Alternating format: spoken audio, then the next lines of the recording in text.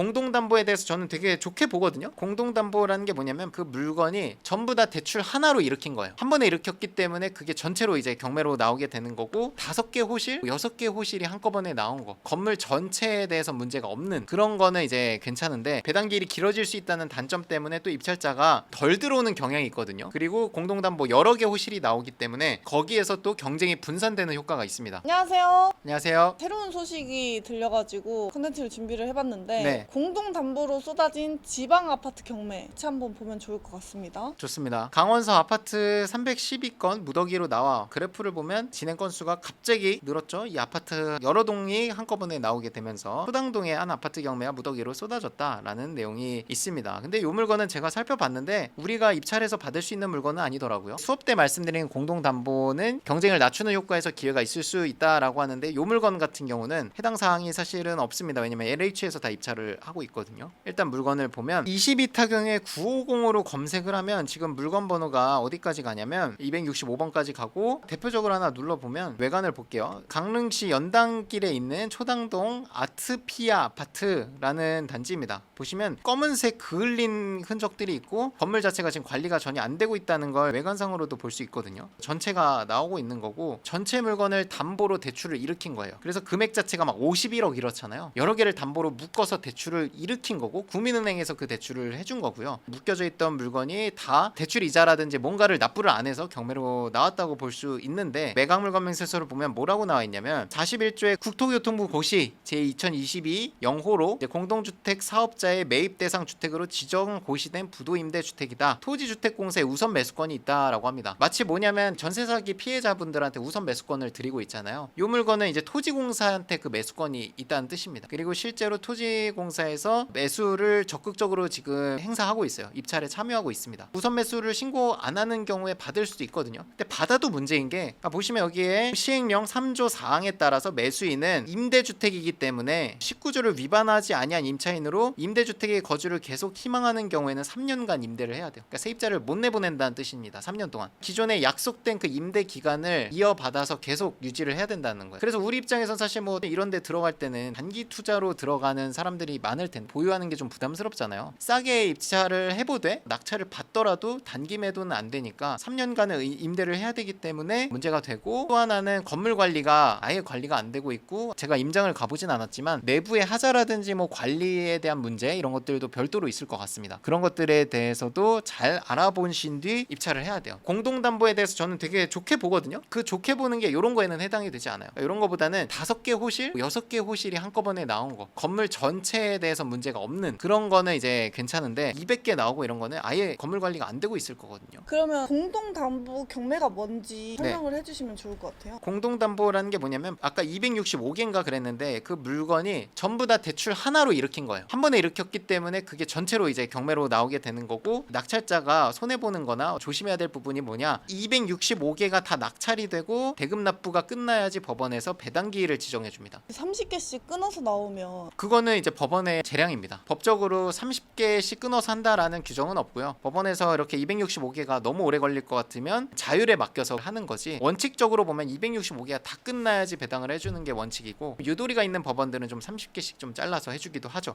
우리는 보수적으로 원리 원칙대로 하는 거면 모든 경매가 사건이 종결이 되고 잔금 납부가 끝나야지 배당기일이 지정이 됩니다. 마지막 잔금 납부된 물건을 기준으로 한 달 뒤가 배당기일이 돼요. 먼저 받은 내 물건은 그게 2달, 3달, 4달이 지날 수도 있는 거죠. 살고 있는 세입자가 배당받을 게 없는 세입자면 사실 상관하지 않아도 되는데 일부라도 배당받을 게 있는 세입자는 그 배당기일을 기다리시겠죠. 점유를 하면서. 그런 문제가 있습니다. 세입자 명도하는데 좀 오래 걸릴 수 있다는 단점이 있을 수 있습니다. 그거 말고는 사실 공동담보라고 해서 우리 낙찰자가 피해보는 거나 뭐 물어줄 금액이 발생하지는 않아요. 공동담보 경매 물건 메리트가 있다라고 말씀을 하셨는데 어떤 물건들이 메리트가 있는 건지 왜 메리트가 있는지도 한번 설명해 주시면 좋을 것 같습니다. 저는 종종 공동담보를 별도로 필터해서 검색을 해요. 배당기일이 길어질 수 있다는 단점 때문에 또 입찰자가 덜 들어오는 경향이 있거든요. 그리고 공동담보 여러 개 호실이 나오기 때문에 거기에서 또 경쟁이 분산되는 효과가 있습니다. 공동담보로 체크를 하고 빌라나 소형생활주택을 검색을 합니다. 그리고 제가 원하는 지역 예를 들면 뭐 경기도권에 있는 물건을 본다. 유찰은 한 번에서 2번 된 거 이렇게 하고 검색을 하면 물건들이 나오는데 43개 정도가 나오네요. 자, 이런 것들 고양시 덕양 지금 물건이 라피네라는 다세대 주택이 공동담보로 여러 개 호실이 나왔거든요. 이런 것들을 보는 겁니다. 이 2억 4,300짜리가 지금 1억 7천까지 유찰이 한 번 됐어요. 뭐 시세 조사를 해봐야겠지만 1억 7천이 뭐 메리트 있는 가격이라면 입찰을 해볼 수 있겠죠. 똑같이 5명이 보고 있으면 한 물건이 나왔을 때 입찰이 경쟁이 5명이 붙겠지만 지금 물건이 10개가 나왔기 때문에 단독 낙찰이 될 또 확률이 높거든요. 그런 점에서 이런 것들을 좀 좋게 보는 겁니다.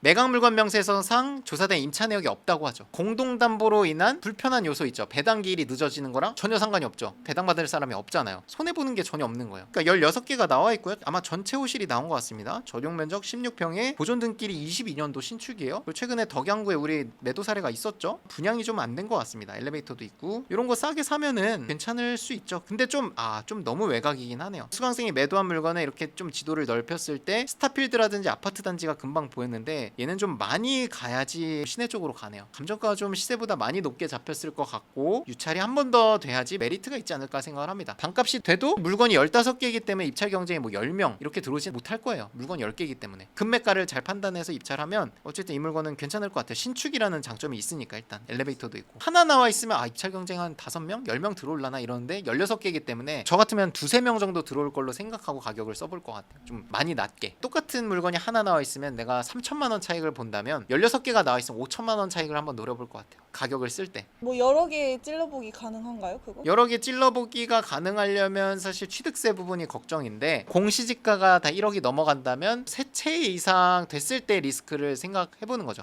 5개를 넣었는데 5개 다 됐을 때도 생각을 해야 되니까. 취득세 중과가 3주택부터 들어가기 때문에 내가 3개 찔러본다라고 했을 때 3개 다 됐을 때에 대한 어떤 대비는 하셔야 됩니다. 한 채를 빨리 잔금 납부해서 한 채를 빨리 팔아버리든지 이런 계획을 갖고 입찰을 하셔야 되고, 물론 3개 찔러봤을 때 3개가 다 될 확률이 낮기는 하지만 될 수도 있으니까 공시지가 1억 미만은 취득세 중과에서 빠집니다. 주택 개수에서 빠져요. 근데 이 물건은 감정가가 2억 4,300인 거 보니까 공시가 1억이 다 무조건 넘을 걸로 보입니다. 근데 만약에 1억 미만의 물건이라면 뭐 10개를 입찰해도 취득세는 동일 세율로 1.1%이기 때문에 그런 물건을 발견하셨다면 여러 개 입찰을 해서 5개, 10개를 받아도 취득세 중과는 없다는 거. 보증금 10%에 대한 10개의 물건, 그리고 잔금 납부할 여력까지만 체크를 하면 돼요. 이런 공동담보 경매 물건은 주의해야 한다라는 게 있을까요? 매물들이 한꺼번에 공동담보는 물건이 여러 개가 나오기 때문에 내가 매물을 내놨을 때 나의 경쟁 매물들이 또 많을 수 있어요. 입찰가를 산정할 때 좀 더 낮은 가격에 낙찰을 받고 대출 이자를 좀 더 길게 내야 될 수 있기 때문에 그 비용을 좀 감안을 하셔야 되고, 세입자가 있을 경우에 배당을 기다려야 되기 때문에 내가 명도하는데 시간이 길어질 수 있습니다. 잔금 납부를 해도 배당 기일이 길어지기 때문에 대출 이자는 내가 내지만 세입자는 못 내보낸 상태가 길어질 수도 있어요. 너무 많은 물건들이 나오게 되면 기관이 파산을 했거나 이런 문제일 수 있기 때문에 건물 관리가 안 되거나 낙찰받아야 될 사람이나 기관이 정해져 있을 수가 있습니다. 아까 그 물건도 LH에서 우선 매수를 하기로 결정이 돼 있잖아요. 그래서 그렇게 많은 물건들이 한꺼번에 나온 거는 반드시 매각 물건 명세서 비고란을 잘 읽어보셔야 됩니다. 강제적으로 3년 동안 임대를 줘야 된다든지 누가 우선 매수권을 신청했다든지 내용이 나오거든요. 그래서 공동담보 물건의 투자 전략이라고 하면 2가지가 있을 것 같은데, 첫 번째는 보유를 하는 포지션. 물건이 많이 나올 거기 때문에 내가 많이 나왔을 때 파는 게 아니라 임차를 맞추고 보유를 하겠다. 물건들이 많이 나와도 임차 계약은 금방금방 좀 되거든요. 가격이 정상화됐을 때 매도한다라는 차원에서 보유를 하는 것도 한 방법일 것 같습니다. 두 번째는 시작됐을 때 내가 제일 빨리 받아서 제일 빨리 팔아버리는 방법. 물건들이 쌓이기 전에 빨리 팔아버리는 방법이죠. 정말 싸게 받아야 되고 매물도 정말 싸게 내놔야 됩니다. 내가 첫 번째로 받아서 첫 번째로 팔린다라는 생각으로 이제 가격을 쓰시면 입찰을 해보면 될 것 같고요. 공동담보 10개 물건이 나왔다라고 하면 수익률 40%가 아니라 60% 이상 볼 것 같아요. 가격이 내려갈 수 있는 리스크가 있고 시간이 길어진다는 리스크가 있죠. 너무 타이트하게 보면은 만족할 만한 수익이 안 날 수 있으니까 더 차익을 가져가는 거죠. 좋습니다. 네. 저희가 여러 지역에서 성과가 나오고 있잖아요. 네. 서울에서 잘 배우셔서 여러 지역에서 이렇게 성과가 나오고 있는데 네. 간단하게 말씀해 주시면 좋을 것 같습니다. 권리 분석이나 등본 보는 법, 뭐 경매 사이트 보는 법, 이런 것들은 사실 모든 학원에서 다 한다고 생각을 해요. 근데 리치스쿨의 어떤 특장점이라고 하면 빌라 시세 조사를 공식처럼 만드는 게 있거든요. 여러 가지 뭐 공시가라든지 이런 걸 떼서 매매가를 환산하는 방법, 부동산에 전화 조사하는 방법, 이런 것들을 정리해서 알려드리는데, 서울, 경기, 인천, 수도권뿐만 아니라 지방에 가셔서 그 방법을 적용했을 때 특장점이 또 되거든요. 그래서 사실 우리 교육을 서초에서 듣긴 하지만 지방에서 오고 뭐 해외에서도 오시는 게 그걸 배워서 다른 데도 다 적용이 되니까, 저는 이제 수도권에 있기 때문에 수도권 투자를 하는 거지, 오히려 지방에 계신 분들은 지방에 빌라를 투자할 수 있는 분들은 그게 정말 큰 메리트가 되는 거죠. 수도권에 있는 사람이 지방 빌라 입찰하기가 굉장히 힘들어요. 지방에 사시는 분들은 수도권에 입찰 많이 하잖아요. 그래서 입찰 인원수가 많아지는 거고, 마음 같아서는 지방에서 살면서 지방 투자를 하고 싶거든요. 입찰 경쟁이 수도권에 10명, 빌라 10명이라고 하면 지방은 3-4명밖에 안 돼요. 수요 자체가 사례가 사실 적기도 하고 하니까